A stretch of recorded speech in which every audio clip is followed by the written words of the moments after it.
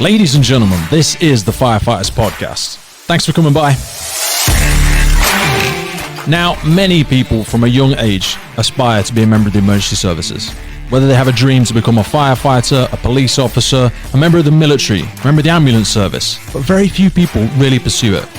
Today, our guest, Jessey Wooding, is the perfect demonstration of how he has followed his ambition from joining fire cadets at the age of 12 and developing into the position he's in now, where he's applying to become an operational firefighter. Jessey's going to share with us some of the lessons he's had about communication, about pushing himself, about standards, about raising his game and learning more about the fire service and how we work as such a tight-knit team to keep our community safe. He now turns 19 and is applying for operational fire services in the UK. So what qualifications has it given him? How has this supported him? And he's had his setbacks as well. It's not all been smooth sailing. He talks about his confidence, he talks about his anxieties and how his development has changed.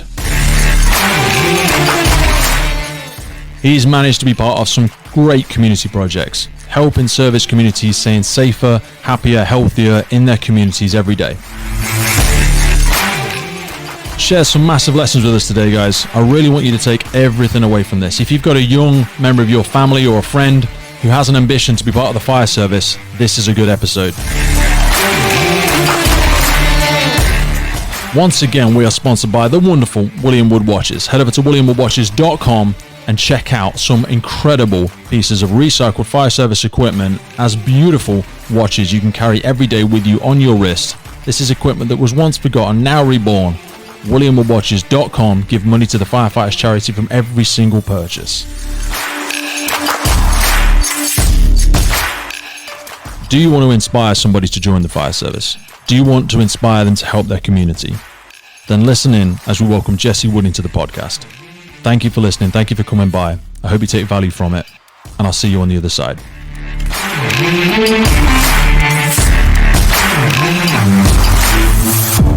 Jessey, welcome to the Firefighters Podcast. How you doing, brother? I'm good, yourself? I'm wonderful, my man. I wanted to get you on because you and I have sort of crossed paths a few times over many years now, and I've been really fortunate to see you grow from, a young kid exploring the fire service and doing your cadet work into now, it's your birthday tomorrow, you turn 19, and you are literally applying for the fire service for the first time this past year or two. And how's this come to where we are now? Tell us about how you first got interested in the fire service. So it all started probably about 6-7 years ago when Fire Skills was about, which is a 1-week program, taking youth into a fire station, giving them 1-week induction, showing the basics of hose running, BA usage, how a fire station operates, the life of a firefighter. And over 4 days, you build up them skills working with people your age, older, and firefighters on team building and confidence building. And on the 5th day, you do a pass-out drill to your parents to show what you've achieved, what the outcome of the course has been, and just to help boost morale and confidence overall. I was fortunate enough to be able to do that, and that's what sparked the cadets program in Leicestershire to be created because of such positive outcome. So you're based in Leicestershire, and so you did the cadets skills one, or the skills week, sorry, when you were 12. So I don't know if I saw you on that course, because I remember when I first saw you, I think you'd already sort of risen in the ranks and you were sort of guiding and mentoring people in that. But the fire skills is something that's now done all over the UK. I know in my area I've assisted on a couple of courses, and people don't really appreciate. You really do get to wear, some specific fire kit that's been donated or created for obviously slightly smaller size and stuff like that. And you really do work alongside operational firefighters, right? Yeah. So in Leicestershire, we've been fortunate enough to be given an appliance by workshops that we can call our own, but we can put the equipment on from workshops or it's been donated. So for people that aren't sure about an appliance, so that's like you're giving your own fire engine, aren't you? So it's an actual, fire engine that's been functional out there, serving the public. It's a real full-size thing. It's got pumps, it's got ladders on it, and it's got all that. And you had this to play with all week? Yeah, so we had it to play with all week, the full usage, everything to learn from what has been operational. The best way to learn would have been hands-on, and that's fortunately what I was able to do. Because I think a lot of people see courses like this, whether it's for the military. Obviously, some people are perhaps more familiar with like air cadets and those sorts of military things, where you don't necessarily get access in the same way that you've had. Because so you were on a live fire station, operational firefighters that were on shift would take an hour or two off, and they'd be spending time with you for that entire week, and you going through. So run it through. You got ladders. You were doing through hose pumping, knots and lines. What other stuff did you cover? BA shuffle, BA sets, how hydrants worked, how to read, BA pressure. So when you say BA, this is like those breathing apparatus. Now you actually have sets, didn't you? You had proper like sets and masks and stuff. Yeah. So at the time we was using dummy sets, which we wasn't allowed to go under air, but obviously stuff has changed, and luckily now we've been donated 2 small escape sets by Draeger themselves to personally fit youth people. That's incredible. So you've it's now recognised as like the Fire Cadets is a proper national long-term educational program, isn't it? So they take people in from, how old is it, 12 or 13, all the way up to like 18, isn't it? 13 to 18, and then you can go on to become an instructor. So once you've honed in on the skills that you've learned, you can then pass it on to the younger generation and keep that flow going. That's incredible, and it really does create like if we look at it like a grassroots level, people do go on from that, because when you sort of pass out and when you qualify, or when you reach graduation, if you will, sort of 18 years of age to where you are now, you're in that position where you've got a depth of knowledge and skill sets that really would lend you to the real job. Because you've actually started applying for the fire. You applied first time last year, was it? Yeah, first time last year. So when I was doing my fire skills, there was a guy called Kyan Kisby who was a year or 2 older than me. Okay. And he was my BA partner during the final drill for pass out, and he's now been in the service for a year and a half, 2 years. That's my aspiration on who I aim to be and who I aspire to hopefully serve alongside. That's amazing, mate. So when you do your, we call it pass out qualification, you said you did like a proper drill. So you would present it in front of members of your family, or like your stepmoms, stepdads, or carers, or anything like that would come to an operational fire station, and they see all of you like turn out as it is to like an incident, and then see you. How did the drill go? What was it? We would spend the 4th day planning a scenario, and you could choose what job you want to do and which skill you felt best fitted you. So for our drill, we had smoke billowing out of the tower with a car in front of it, signifying a house fire, and there was dummies inside representing people trapped. So we've got a tower. The tower uses like 3 or 4 floors, isn't it? It's not a small thing. It's pretty tall, and there's smoke bellowing out on the second, third floor. Second, third floor, and then we had a ladder committed to the first floor to rescue a smaller dummy, and then you had a BA team enter on ground floor level to rescue a bigger dummy to simulate a house fire person's reported. And they actually let you, I've seen it, you actually fully climb the ladders, retrieve the casualty, you two members of the team get your breathing apparatus sets on, and you actually go in and perform the rescues, right? Yeah. So it is everything that happens on an operational fire ground, just on a more dynamic risk assessed level where it's safe for youth people to take part. Yeah. So when you were doing this, what were some of the biggest sort of skills and stuff or qualifications that you took away from it? Because it's quite disciplined at times as well, and some people struggle with that side of it. Yeah, one of the biggest skills I personally took away from it was confidence and self-discipline.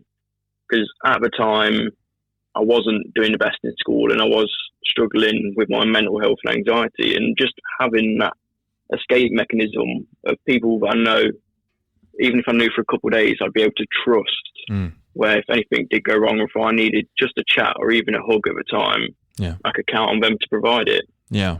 It's amazing to see what going through something like that really creates some strong bonds. And I see that obviously on operational fire stations every day. And I really do wish that more people were able to experience what you've experienced. Because like you say, it's different. Some people struggle in like a normal, like an education environment where there's different rules, different expectations. And sometimes people can feel that they don't get it, or even worse, like if they think like they're stupid, or they're not going to be able to succeed in life. To see you then go into an environment like that, and you really excelled, because you went on to become a mentor and like one of the crew managers with it, and you say that a lot of this confidence came from practicing things more practically and being part of something that you could see was going to make a difference, and obviously helps people, save lives every day. Yeah, so when you look at it from where I started to then joining cadets, and there was setbacks through my own mistakes where I wasn't able to apply for promotion at the time due to immaturity, but as I look back, I managed to flourish and completely blossom into a young adult, managed to get a promotion, and ended up working alongside you as a cadet crew manager, leading a fire skills course with you. I remember that, mate. Absolutely loved it. I felt it was so surreal for me, because I want to hear about that setback, because I sort of saw you at those different levels, and I'd seen a massive change, like you've said, in your maturity, in your self-awareness of where your strengths are and where your development areas was. So how was it like taking a setback like that? Because I mean, mate, grown adults struggle with setbacks, 30s, 40s, 50s. So to take a setback like that and to be told, no, not right now, Jessey, you need to work on a few things. How did that make you feel? If I'm honest, it did make me feel disappointed, not only in the fact that I wasn't able to gain a promotion, but disappointed in myself. I'd let myself slip to a position where I was able to be judged. But looking back now, the setbacks that occurred, it's made me into a stronger person, because I've been able to get back up after being knocked down, to then re-achieve what I was aiming for in the first place, and just build on the confidence that I had. I totally agree with you, mate. I think for a lot of people as well, I was at a different period of time in my life where I had some really bad habits, and my behaviour was nowhere near what I wanted it to be. And like you said, when you do get that setback, when it's told to you, when you're told something you already know, but you're told it by the external world, and it's started to limit you in being able to achieve something, it really does give you that massive mental kick, if you will, to go, you know what, yeah, I thought I knew this about myself, and now it's been confirmed. And people can go either way there, but you decided to double down, because you could have left. You could have been like, you know what, ram this. It's not for me. If they don't think I'm good enough, fine, then I'll just leave. And so many people do that. What made you want to have that self-reflection? Because you're so young, mate. I mean, you were like, what, 15, 16 when you were having this mental challenge, and you've already said, you had challenges with your own confidence and anxiety. That must have set you back. Why did you stay? Why did you keep going? Because I looked around and I saw the people at a time that was being given it instead of me, and I thought, I'm going to show them that they've missed out, and there's a reason why I should have been given it. And it just made me double down, work on little skills that I thought I was good at, and made it into skills that I thought I was now great at, so I could become the leader I wanted to be. Absolutely. And one of the reasons I put that down to is, as well as doing it by myself, from the start of Fire Skills through cadets, I had someone that I honestly is going to be my best mate for life, a guy called Mitch Bailey, who, no matter what I'd done, he was by my side for all of it. And he, at the same time, was going through the same struggles that I was, be it on different levels for different reasons. It just gave me that escape mechanism to actually talk and learn from different people's angles what needed to be worked on and how to go about it. It's really refreshing when you realise as well, because I've had it as well, the illusion that you think like someone's got it easier, or it's not fair. But when you hear, like you've just said about your friend, that someone else is going through their own private battle that perhaps nobody else knows anything about, and you guys have got that connection. And I see this in the job every day. We see officers and firefighters and everything going out, doing what from the outside looks like a fantastic heroic act, but they're still got their own challenges that they're wrestling with, and having that support mechanism, you think was something that really helped you work as a team to better yourself. Yeah, so building on the confidence. So we used to provide to the fire service like cover at the event, so we would help with, if there's an open day for example, we would help run the stall so firefighters could stay operational, so they could respond to incidents and they could interact with the public. And obviously doing that, you gain more confidence and momentum to keep pressing forward. And it got to the point where, so I've done cadets now for 6.5 years, and I've had 100% attendance week in, week out. It got to about 3 years in, and finally there was the recognition where people would turn around and go, hey, he is putting in the work in. We can look to him. So before, it used to be on a system where you'd put your name down to volunteer at an event, to the point after a couple of years, I got a recognition, and it was fire stations coming to me going, hey, we would like you to be at this event. Hey, we would like you to help do this. Hey, would you be available for this? I remember, mate, because it's exactly what drew me to you as well. We did the Everest climb, didn't we, in Leicester? Yeah. And I remember because you were there, and I think that was one of the first times that I had looked at you in like a leadership role, because there was a lot of younger members of the crew there. There was cadets that hadn't been in as long, but also that hadn't worked with operational firefighters. And we were trying to, what we're doing, the Everest climb. We're climbing up a ladder for whatever hours it was. I think it was, I can't remember how many people we had in the team, but 8,840 meters we were trying to achieve, and we didn't have the resources to be able to look after crowd control and, collect donations and interact with people. And that was probably the first time I saw you step up and say, right, Pete, what he's doing. Okay, my plan is X, Y, Z. Right, yeah, I'm happy with that, brother. You go for it, and you just owned it. You work with the firefighters, and looking at you guys as a real like extension of the operational crew was probably the first time I'd honestly really appreciated the great work that you guys are doing. Yeah, that event in particular for me was a difficult one, but an experience, because if you remember, we ended up having the person collapse on our fire appliance with a stab wound in him, and we ended up having to form like a human chain to create a wall around him. And just everyone, no matter seniority, age, all of a sudden instincts kick in. Everyone knew what they've got to do for this person to give them the best outcome of survival. Yeah. And it just shown within a service that age is just a number, and if you're given the skills, you can give someone the best outcome in life. Absolutely, and just for everybody's information, it was an incident that happened for a member of the public, completely nothing to do with the fire service at the time, but it was, as our role in the community, everybody stepped up. We gained control of the situation and assisted that member of the public who had been attacked at the time, I think it was. So that's one of the projects you've been involved with. I wanted to talk to you about your consistency, because you sort of spoke about it there, about your 100% attendance and showing up. And I often say to people, look, 80% of success is simply showing up, having that consistency. Now, yeah, you've got to show up with the right attitude, and you've got to show up with that self-belief and that curiosity to better yourself. But consistency, more often than not, trumps everything.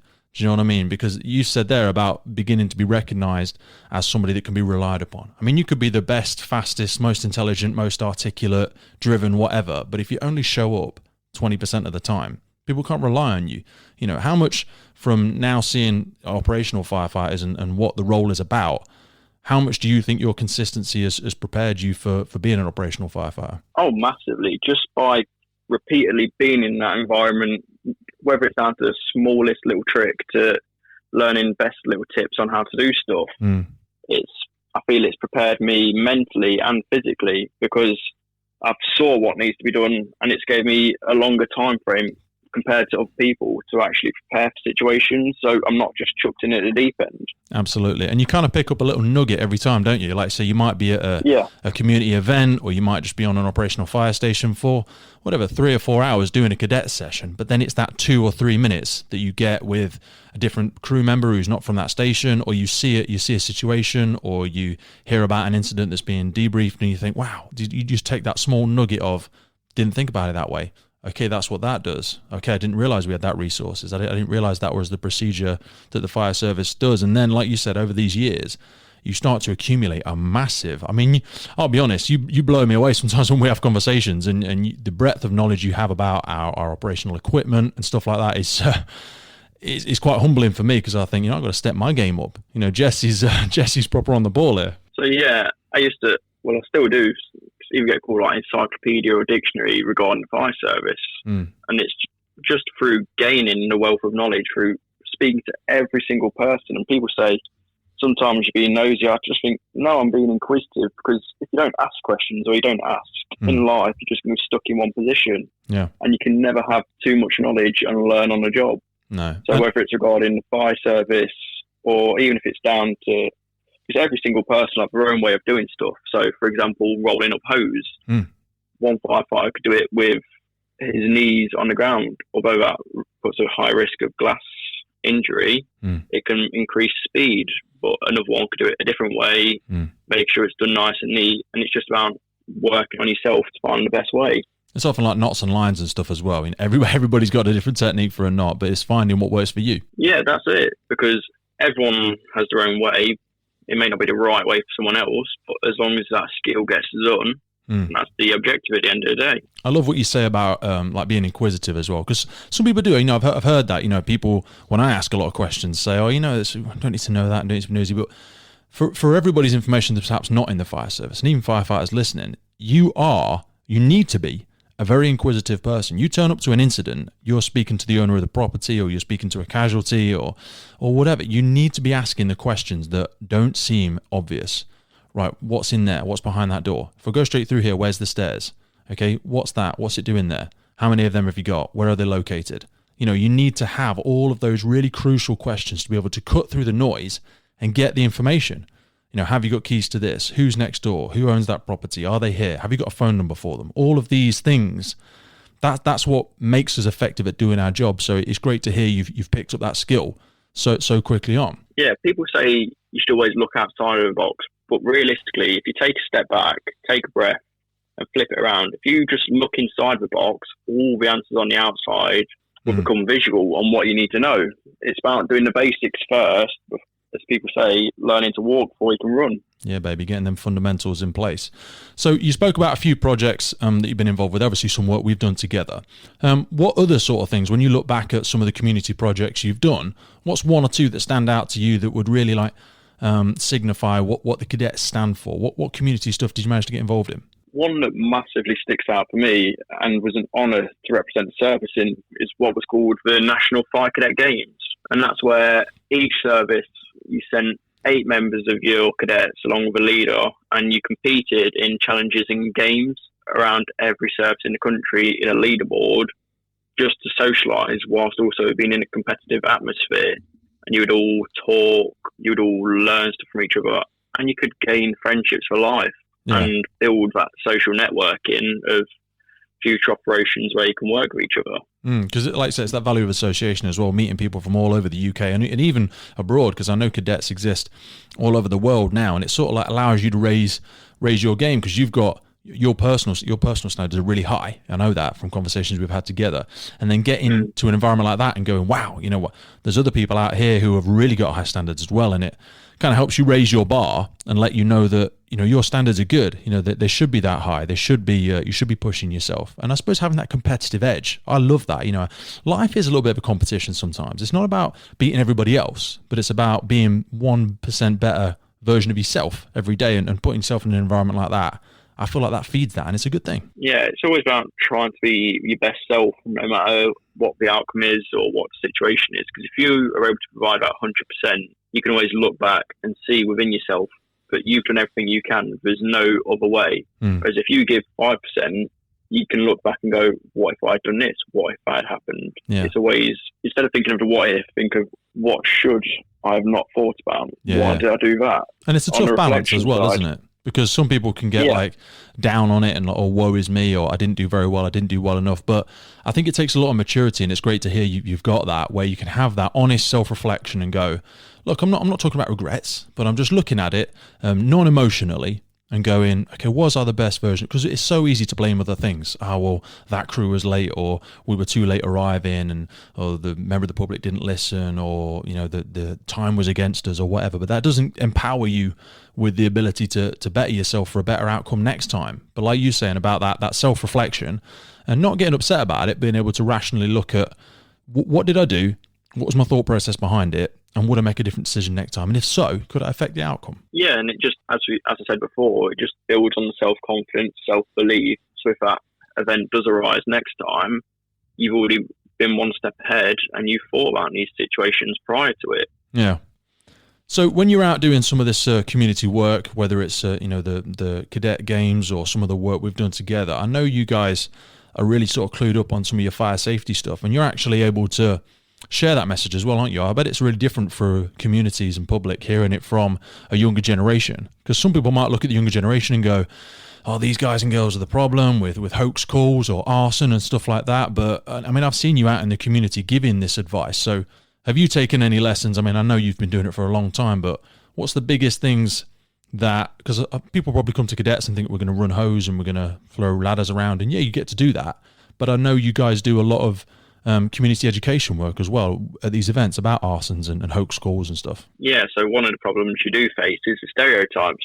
For example, the word fireman to firefighter, or you run hose, you sit around, you drink tea, and you go out to only fires, whereas the service is now known as fire and rescue. There's all these stereotypes that you've got to overcome. So battling the stigma against an older generation at first was quite a tough point, because you didn't know how to approach it, what's the right way. Everyone would think, oh, we are the problem, what's the solution if they're trying to hand it to us. But as soon as you actually began that conversation and you opened up people's thought process surrounding it, and they realise that you're actually handing them a leaflet that says, get a smoke alarm, request a home fire safety visit, we can do that for you. It's got to be so refreshing hearing it from a younger generation as well, because like you've said, they probably wrongly stereotype the younger generation as the problem, but when you're positioning yourself as part of the solution, you must get some strange reactions. Yeah, so the perception on us will start to change. So when they see that someone's took pride in their uniform, they've ironed their trousers to their top, to their epaulets, they've polished their shoes so it's almost able to give a mirror reflection. They've talked about discipline and self-respect into a working environment, and where they're calmly talking to you about how to prevent fires, how to save a life, fire survival guidance. The perception does change. It does open people's eyes to, if they ain't the problem, what's the solution? Instead of always looking at negative, you're now searching for the positive. I love what you say about the small things as well, because I always say, it's the small things that make the big difference, and it really does matter with your appearance, because I see that as something that if we don't hold tightly to it, if we lose those things, like, polishing your shoes, ironing uniforms, some people think like, that doesn't make a difference, as long as you show up and do the job. No, you know what it does? It's those small personal disciplines, because that's where it starts. And if you can't discipline yourself enough to show up with the right mindset and the right, because people think it's just uniform. Okay, well, it's uniform today, but what about if tomorrow it's your PPE, your personal protective equipment? What if the next day it's because you're not checking the kit? You didn't clip the key, you didn't clean the kit down, you didn't check if it was working after the incident. Where does it stop? Do you know what I mean? It starts with personal discipline. It's just the fire service, like with a badge, a logo, it's like a football top with a football team's logo on it. You want to take pride in it. So at cadets, for example, we would always make sure, even though it's non-operational at the time, we'd make sure our equipment was clean, we'd make sure the appliance was spotless, we'd make sure everyone's uniform would be a weekly check. And if not, we'd question why, because it starts that you are the first starting point of someone's bad day. If needed, we'd make sure that the badge was shiny, because it's about taking the pride in what you represent, whether it's the job or a hobby. Yeah, it's about showing that you care, the community you serve, and the people you're working for. How you do something is how you do everything, isn't it? It's got to have that same consistency. And it just through us presenting that pride, it did lead on to high recognition in service, for cadets getting small funding, for communities wanting to donate stuff to work in partnership. For example, the police cadets, as soon as they saw us taking pride and stuff, they started to step up their game massively, whether it's down to the way they complete drill or the way their uniform inspection was took on. Yeah, it's about setting the bar, but not getting too complacent with the bar and always wanting to raise it.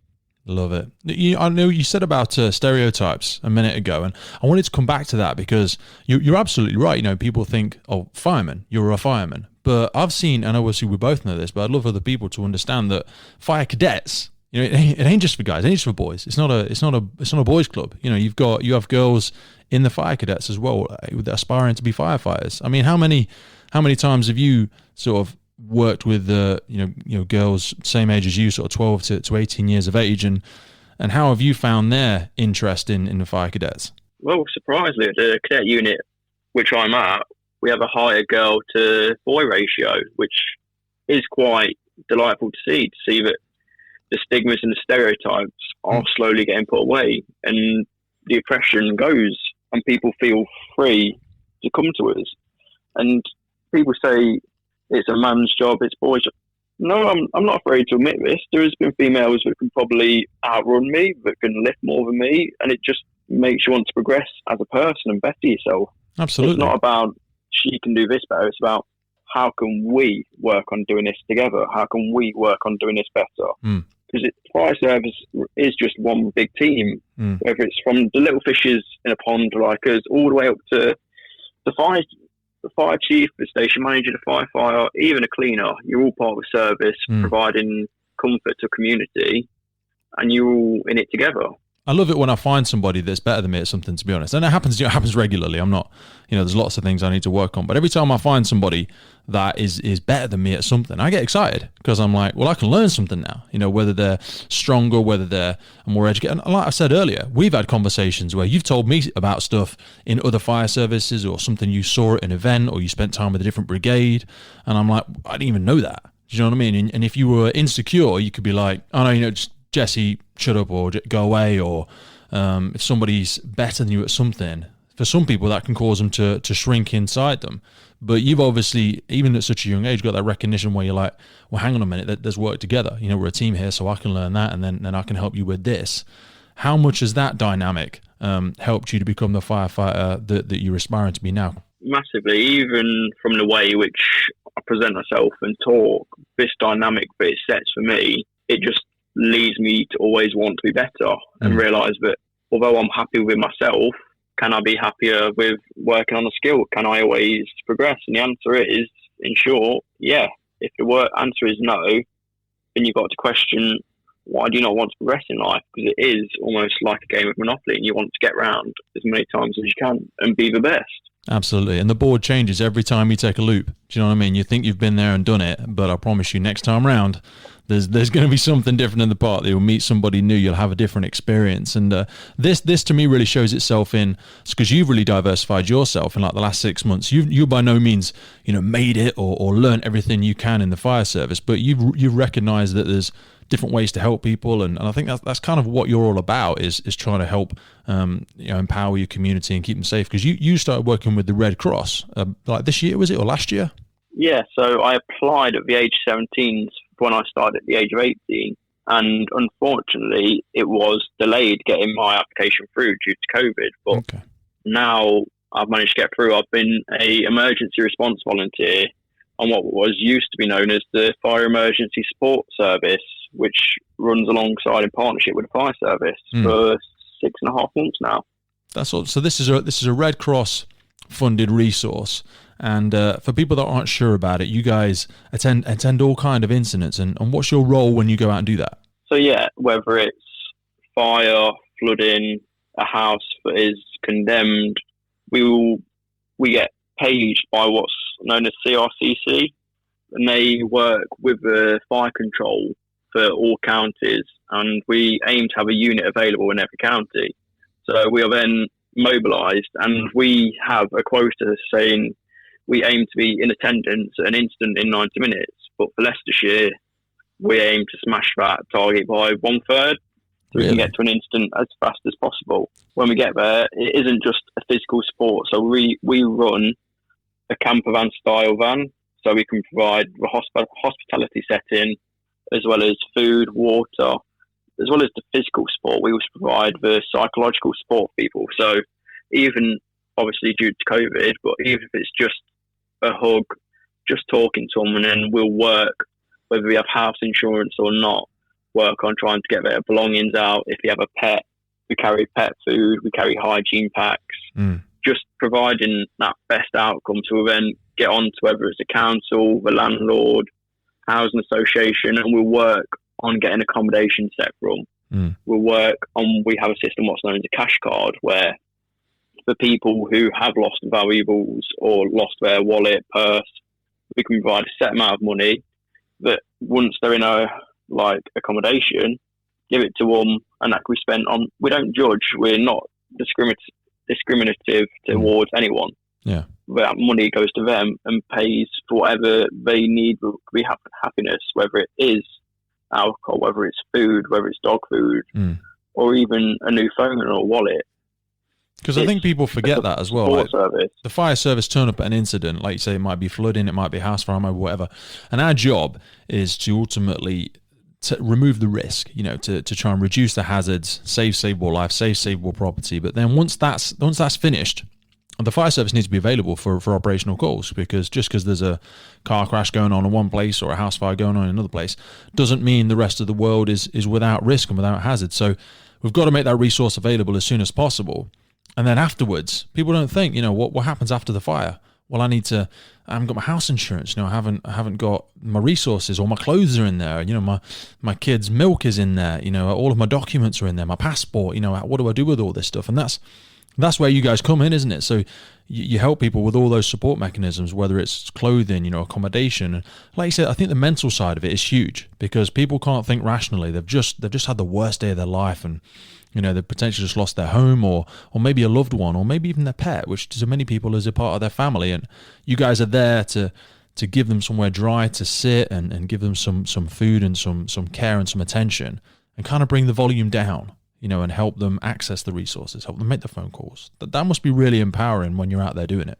Yeah, so as soon as the fire is out, that doesn't mean the incident always closes or the incident ends. So as soon as we arrive, we get the incident number off the incident commander, but it does free up their resources, does keep the community safe with an appliance available.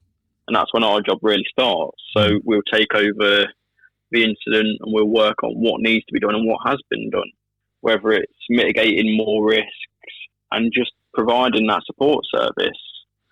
So we can also work on providing family outcomes, and we can also, if needed, put in referrals for other services. We can speak with 111 and the NHS regarding medication, because just because a medication hasn't been destroyed by fire doesn't mean it's still usable. There's still smoke damage in there. Yeah, absolutely. People are elderly and vulnerable. That's a massive factor on the outcomes that's going to happen. Yeah. And also, like, where are they going to sleep that night, and all those sort of basic things that people don't think about. And maybe people don't live near their family. Maybe they're not close with their neighbour. Maybe they don't even speak the same language. Do you know what I mean? We have such a diverse community now that I think the role you guys play is just massive. I feel really lucky to have that as a resource available in the UK. So yeah, obviously, as you said around diversity, on board we carry a whole booklet that teaches us basic sign language that has sentences written for basic communication, such as "Are you okay? Is there anything you require? Do you want a drink?" Written in many different languages, because Leicester, the county I'm in, is massively diverse, and there is no discrimination or judgment towards anyone. We could go to an incident in the most rural location, and next thing you know, we're at an incident that's in the middle of city centre with many different ethnicities surrounding us, all requiring many different treatments and outcomes. Yeah, because people just have assumptions. They're like, well, you might go to a community, they can't read and write. They might be struggling with illiteracy. They might be deaf, might be blind. They may speak a different language, and everybody in their family might speak a different language. And it's great that I'm sure people hear that and they're like, you know what? I hadn't even thought about that. I cannot believe we've got a resource like that. And every time I hear it, when I think of members of my community that live almost in isolation, maybe they haven't integrated with the community for lots of different reasons, they can still be cared for by a resource like yours. It's really reassuring to hear. So yeah, just so we can cover every outcome, we carry clothing, but we don't specify whether it's male or female. We only carry unisex clothing just to provide that backdrop to us if needed.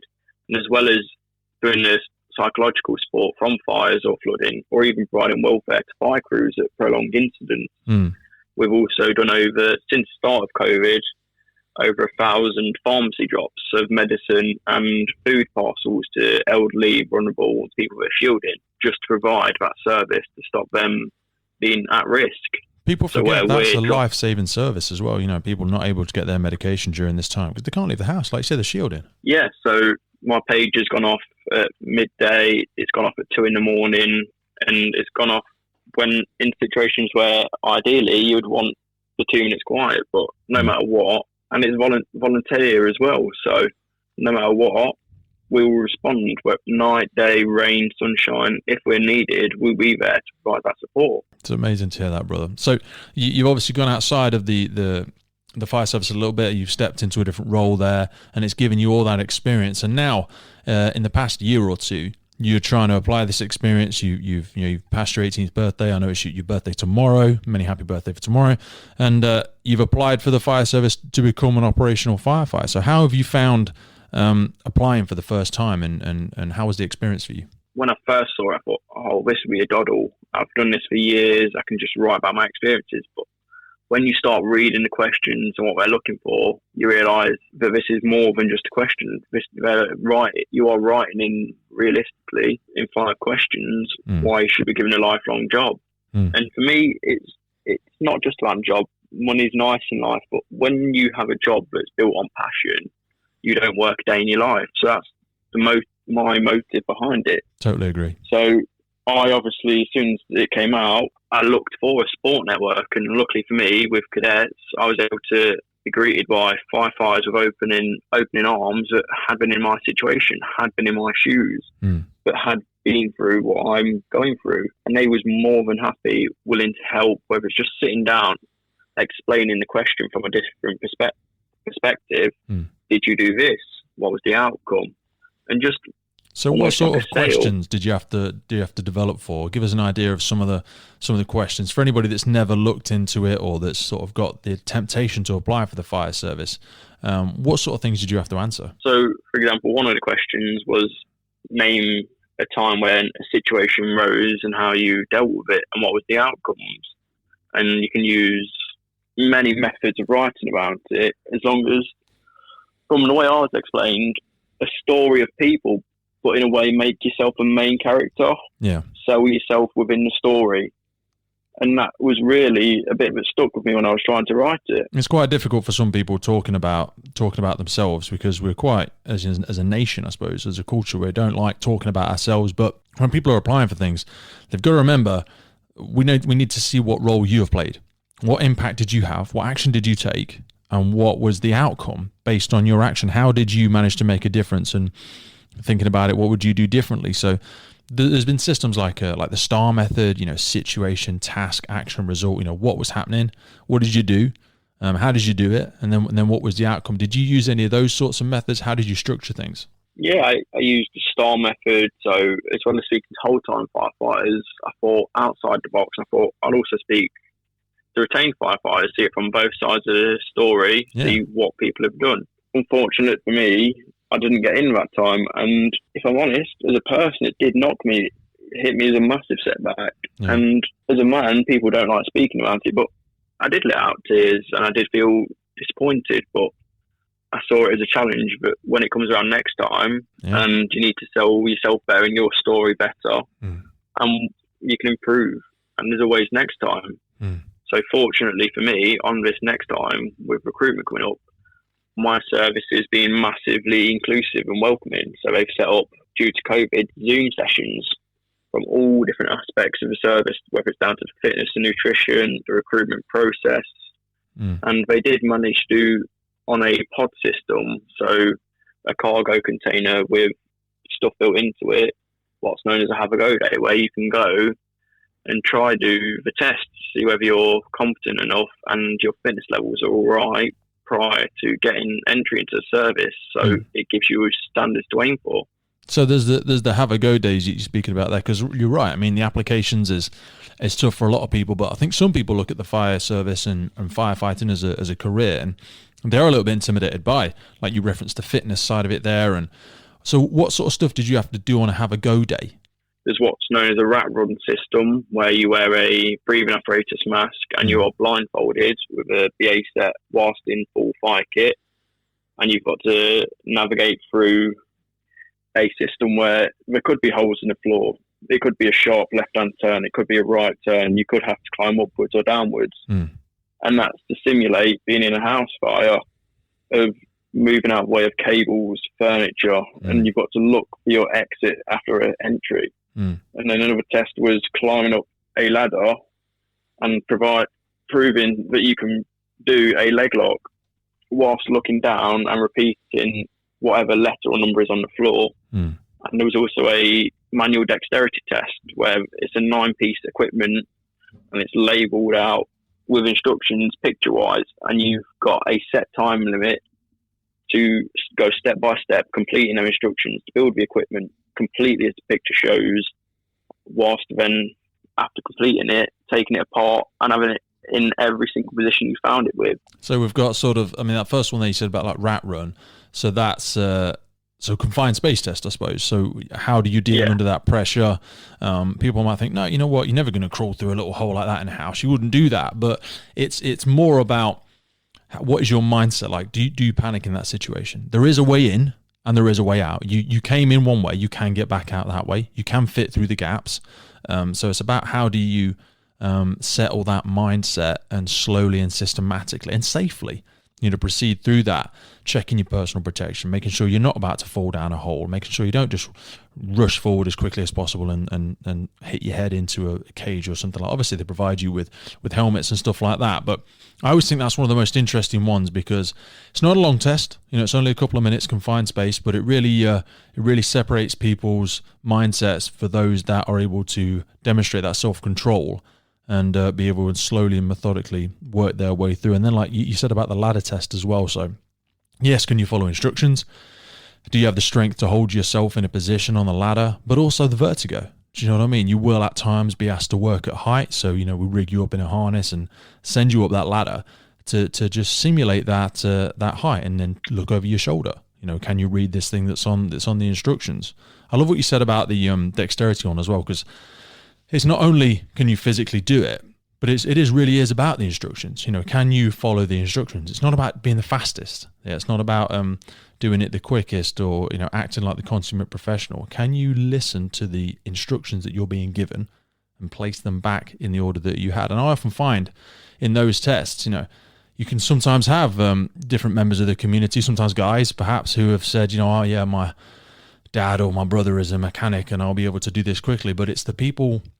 And often it can be ladies or something like that who listen more, who take their time, do it slowly and methodically. And it's not always about boys and girls doing it differently, but it's the people that can listen to the instructions and slowly and methodically work their way through it. It's 100% achievable for most people if you can just have that self-control. So awesome. So you've had these setbacks when you were we've spoke about them in your earlier time in the cadet world, but going into applying for the real job in the career and, it's on a different level then, and you kind of feel a different level of pressure, but you had the setback, you weren't able to do it. I mean, I know I personally had to apply 3 times and, we had a firefighter from America, Jared Johnson, his episode has just come out and he speaks about 21 times. He had to apply for his service 21 times. But people look at him now, he's one of the fittest firefighters in the world, and people think, oh, it's easy, it must be a breeze for you. Did you know of people that have had to apply several times because, setbacks are part of the game sometimes? Yeah, so I know people on different ends of the spectrum. So I know people that have been 18 and got in first time, and I know people that are 30 plus have got in on their 10th time. Mm. But when you look at them both, it's the same person, just in different contexts of age. Mm. Same ability, both perfectly capable of doing the job. It's more just about look and how you present yourself on the stall to sell yourself to the service. Mm. So have you had that? You've had that like self-reflection, and would you, are you willing to try 10, 20, 30 times? Do you feel you've resolved that you are going to be a firefighter and you're just going to keep going for it, or is this time going to be the last time because you're applying this year? Is it? Yeah. So for me, it's something I've always grew up around. So from living across the road from the busiest station in service, always seen them go out, always been around it. For me, this is an end goal to keep going with my passion until I reach where I aim to be, which is in the service, whether that's 2 times, 10 times or 20, or even eventually relocating and going through retained. Yeah. My goal is to be in the service. So it's about improvise, adapt and overcome and finding a way to demonstrate your ability to do the job you're passionate about. Yeah, because the service, one of the skills which they would like is consistency. And if you can prove that, although you may not get in on your first or second time, if you can show that the passion's there and you're not going to give up, almost like a task and a test, I believe it's a skill not many people will have. No. But if they do have it, it's a skill for life, which many people look to acquire. Oh, they do, mate. And I see it so much in the fire service, but also in the physicality aspect of it. So I support a lot of people with their mental and physical health, and consistency is the big domino. Do you know what I mean? If you can tip that one over and master it, it does. You're right, mate. It plays itself out in so many areas of life, whether it's commitment to a career, achieving a qualification, achieving a certain physical state, persisting and persevering with a relationship to get the best quality of life that you can. We're surrounded by instant gratification. People will go for one thing once and they think, if I don't get it, I don't want it, or I want that thing right now, and if I can't have it now, then forget it.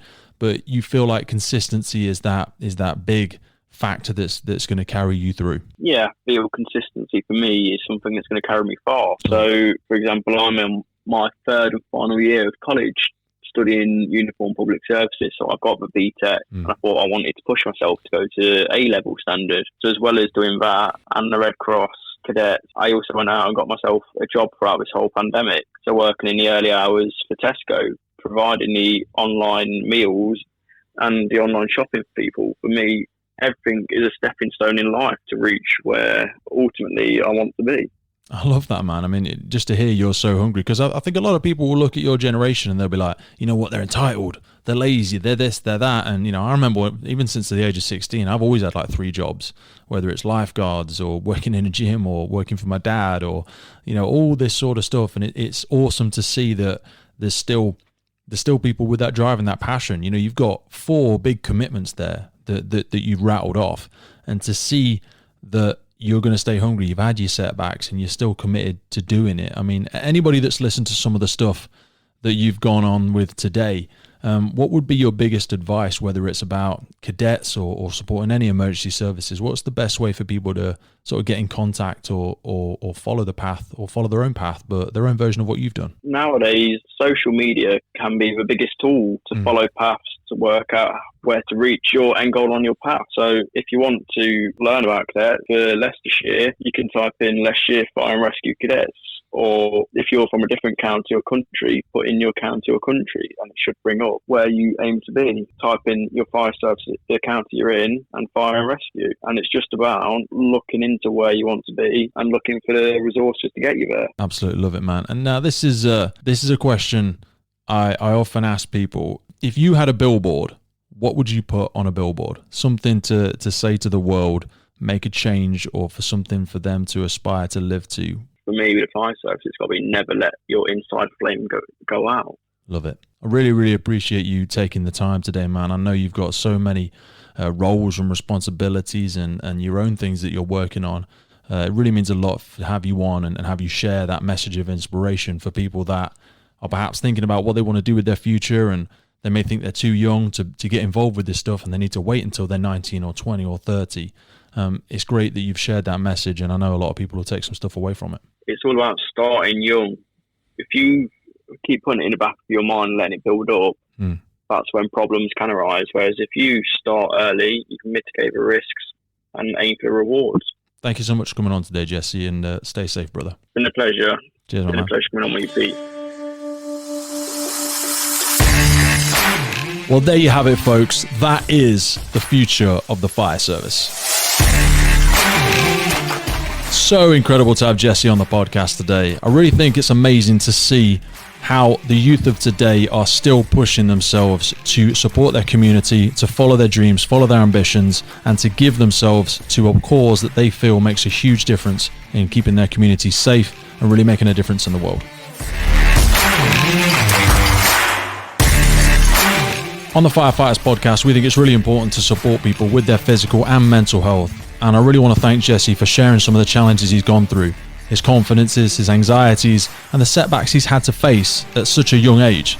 It's so inspiring to hear the ways that he has navigated this, how he has taken the support of his colleagues and of people within the fire service to help him get through these. If you've taken something away from today's episode and you want more information, then head over to your local fire service website or jump on social media. The Fire Cadets is not just in the UK, this is a global thing, guys. So wherever you are, based all across the world, have a look for something local to you where you can get part in the fire service. This was an incredible episode, and it was amazing to have Jessey on the podcast, showing how if you persevere with something, you have that consistency from such a young age, you really can follow through and make a real difference in the world. Thank you for coming back to the Firefighters Podcast. We really appreciate you taking time out of your busy lives to be here with us today and share in this message.